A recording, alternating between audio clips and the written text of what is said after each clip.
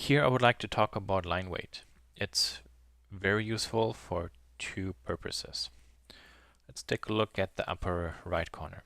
Obviously, when you put down your construction cubes to put your object later into, you want to create all your helper lines just with very thin and light lines.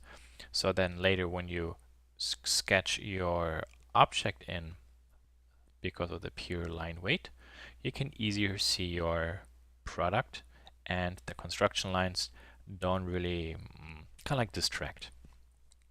An advantage of drawing this way is also when later we digitize this, let's say we put it on a scanner, we can actually clip out really gray lines and turn them basically into white. And for the majority of the drawing, you will just see your, like in this case, the motorcycle.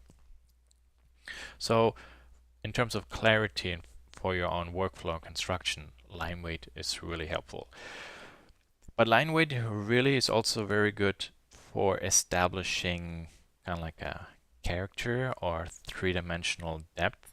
So for example, if you take a look at this image here, the outside line, so the contour line, is nicely darkened. In addition, there's also this line darkened. So the person started to develop a hierarchy. So all outer lines and all edges where I cannot see a face below are darkened. So for example, here you see this small line is not darkened. And this actually makes drawings look more dynamic. They don't look so stale or flat. For example, those drawings here, they lack a little bit of line weight. They're too much the same. And if you compare the upper one with the lower one, you can clearly see that the lower one are nicer, easier on your eyes. You close your eyes, you open your eyes, you can see the depth better. But I pulled up the upper image as well because it has one thing that's good to point out already. For example, it has those hatch lines in the background. And for example, in the lower right corner, that image uses it as well. Specifically on the lower right side, it's always then used as a shadow, so a really thick line. And on the upper part of the contour, it's still a thick line, but not as much. And this really then makes your product really pop out from your drawing plane.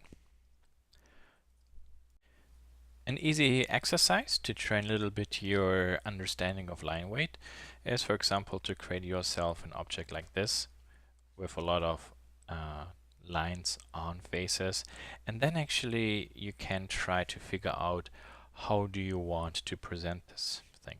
So let's say I would like this object to be secured on the ground. Well, that obviously means I need to have a nice and thick line on the bottom, so that this contrast really tells you, yo, there's a shadow.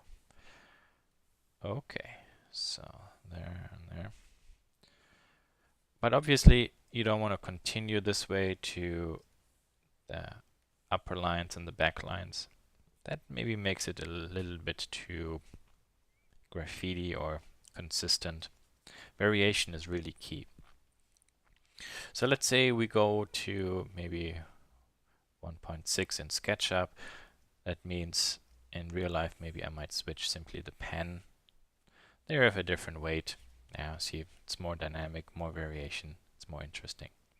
So let's see what happens when maybe we say, well, you know, I have these front edges here and I would like to ink them. Okay, no. Well, no. I would like all those edges to be inked as well.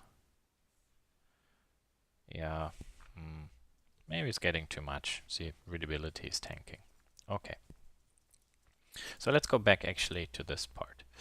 There are certain rules maybe you can establish. Now, for example, I could say, well, all edges where I see each face, I'm going to ink. So you see that, but maybe that's a little bit confusing, specifically this area. So that idea didn't work out well. Let's say, well, all edges where I only see one face, I'm applying more pressure onto. That works as well, but specifically down here, this detail of my object is not really hard to read. So not really good either. That one doesn't do it. So let's see what we can do. Well, maybe we make something simply like this. We say, well, just really true hard edges, and the rest I ignore. And then maybe I go down to 0.7, add a little bit more there. So let's see how that looks. Yeah, that's for example better.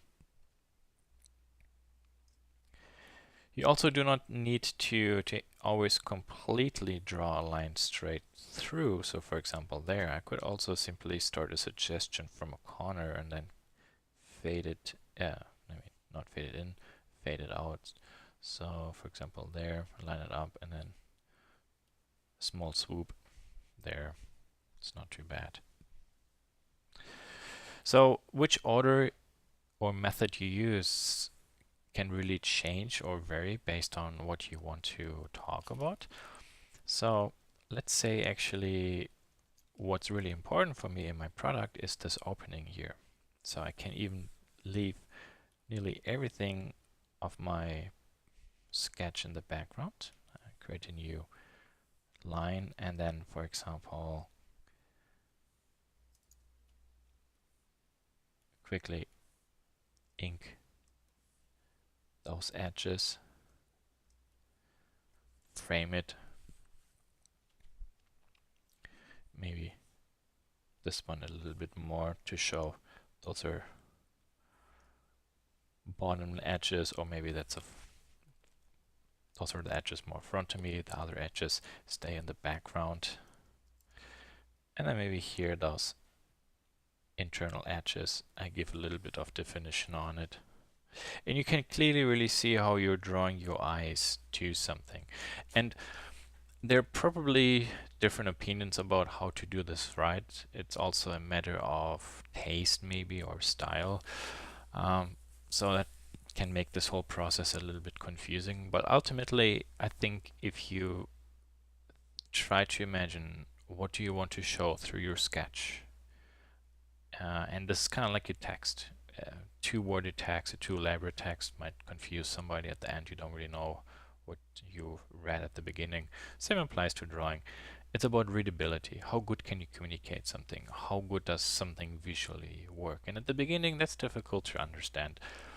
And which is why such assignments here are actually really helpful to somewhat develop a feeling for maybe how you can do it. So for example there, just for a little bit of reference, I put some extra lines down for the ground, and there I'll keep it at that. Okay, so practice this one and you will see every object will be different, and the more you do this, the more confident you will become at it.